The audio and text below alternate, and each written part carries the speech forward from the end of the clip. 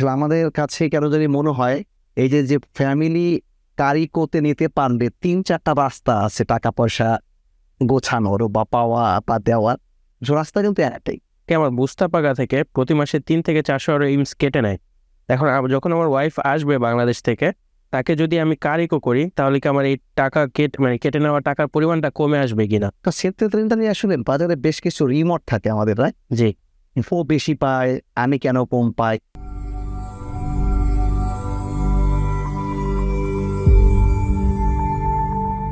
আসসালামু আলাইকুম ভাই। সালাম। হাফেজ আব্দুল্লাহ ভাই আমাদের অফিসের পরিচিত একজন মুখ, আমাদের খুবই কমন একজন ক্লায়েন্ট। তো ভাই আমাদের একটা ভিডিওতে একটা কমেন্ট করছিল, সেটা হলো, আমি পুরো সে যেভাবে লিখছে পুরোপুরি সেভাবে বলি। আসসালামু আলাইকুম রহমতুল্লাহ ভাই, আশা করি ভালো আছেন। আমার একটা বিষয় জানার ছিল, আমি একটা রেস্টুরেন্টে কাজ করি। এখন আগামী মাসে আমার ফ্যামিলি আসবে বাংলাদেশ থেকে।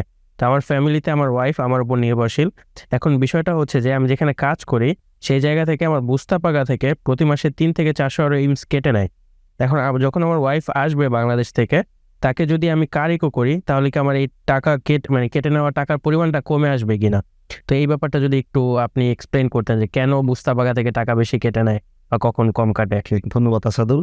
আসলে আমাদের কাছে কেন জানি মনে হয় এই যে ফ্যামিলি কারিকোতে নিতে পারলে ৩-৪টা রাস্তা আছে টাকা পয়সা গোছানোর বা পাওয়া বা দেওয়ার। রাস্তা কিন্তু এক।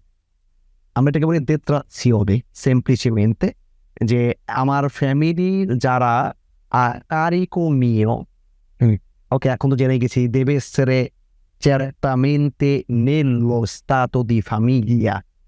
বাংলাদেশে থাকলে আর পাচ্ছি না, তো সেই জায়গা থেকে বলছি এভাবে, যারা আমার কারিকোতে আছেন তাদেরকে আমি মার্কেটে আমি চাইলে বুস্তায় সেটা নিতে পারি।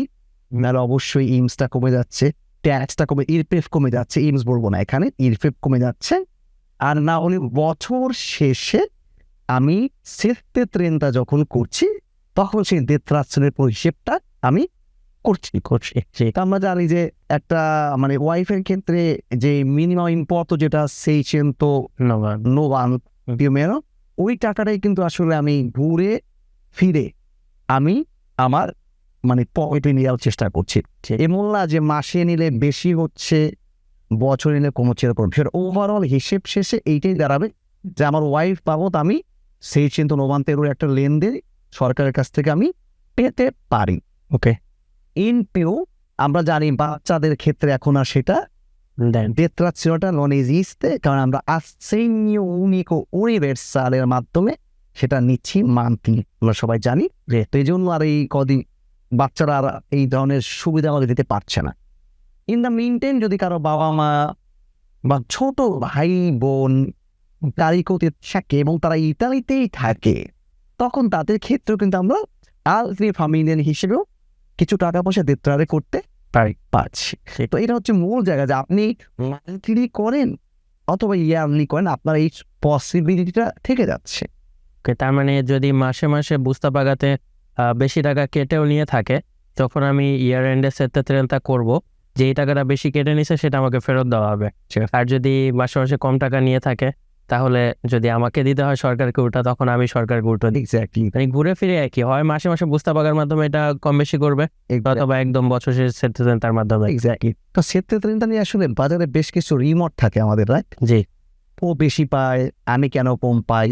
এটা সত্য, এটা সত্য যে অনেক কাপ্পাতনততে জ্ঞানের ঘাটতির কারণে ওইটা হতে পারে, কিন্তু কেউ বেশি কখনোই পায় না, আর কেউ কম কখনোই পায় না। হিসেবটা একদম অ্যাকিউরেট আমরা জানি। তো এই জন্য আমরা সবাইকে বলবো, আপনারা আপনাদের বিশ্বস্ত যায় এবং অবশ্যই যোগ্য মানুষের হাতে সেতে ট্রেনটা করবেন, তাহলে আপনাদের ভুলের জায়গাটা হয়তো কমে আসবে। কারণ আলটিমেটলি ব্যাপারটা তো বেশি পাওয়া বা কম পাওয়ার মধ্যে থাকে না, এটা হলো সঠিক ইম্পোর্ট পাওয়া, এটাই বেশি ইম্পর্টেন্ট। সঠিক কি হচ্ছে সেটা সঠিক হচ্ছে কিনা। এক্স্যাক্টলি। ধন্যবাদ।